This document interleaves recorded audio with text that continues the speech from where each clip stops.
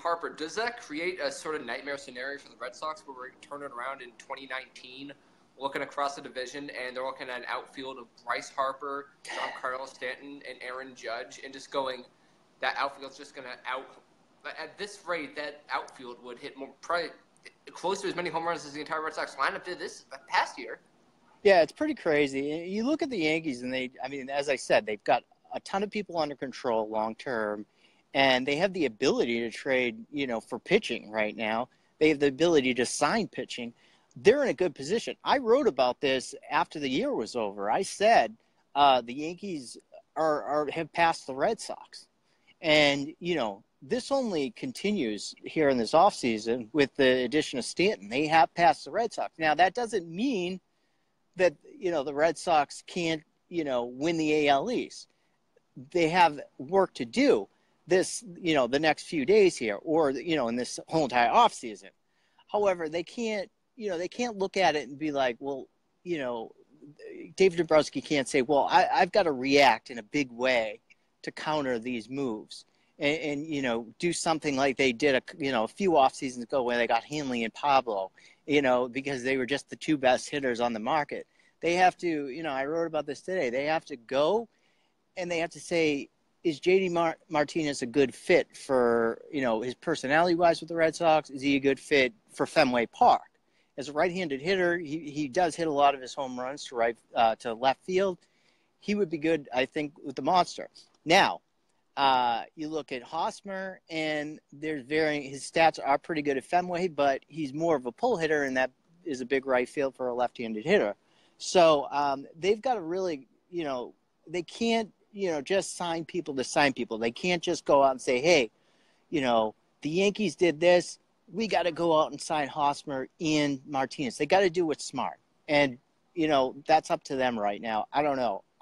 What I would do is I would sign Martinez because I think he's, when I was looking at that Detroit lineup before he went to Arizona, I thought he was their best hitter, beyond Miguel Cabrera, for the past couple of years there.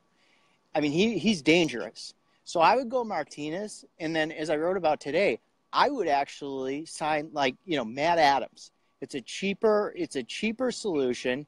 He had an over 800 OPS last year. That's a better OPS than Mitch Moreland had.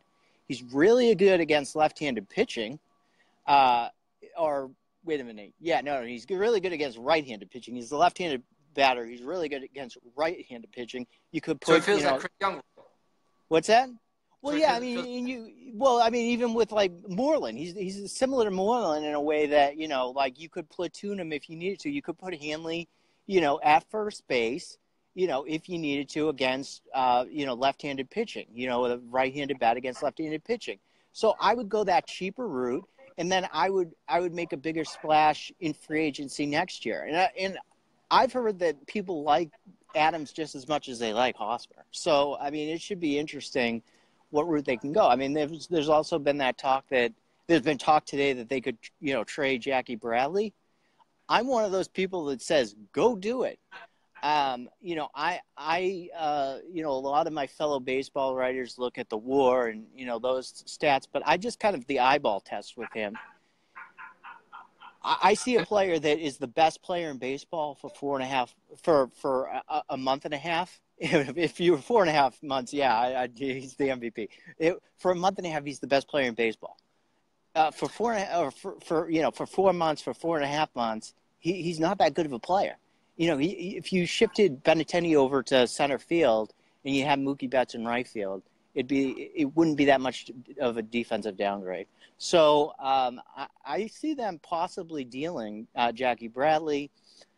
As I said, I would still like them to get us, and I know I'm throwing out a lot of ideas here, but I would still like to see them get another starting pitcher too that has experience in the postseason, because as somebody described it to me yesterday, and it was just a fellow writer, it wasn't a member of the Red Sox organization, the starting pitchers in the Red Sox staff have the yips in the playoffs now.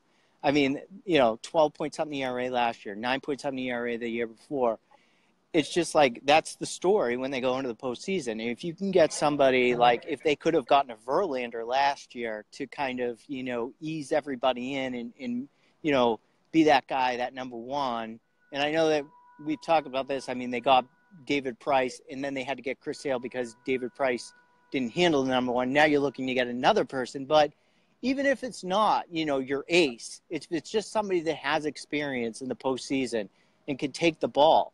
I've always said CC Sabathia, although he's not going to come to the Red Sox, I wouldn't think. But, that's somebody right there. So it doesn't have to be somebody it doesn't have to be an ace. It doesn't have to be Verlander type.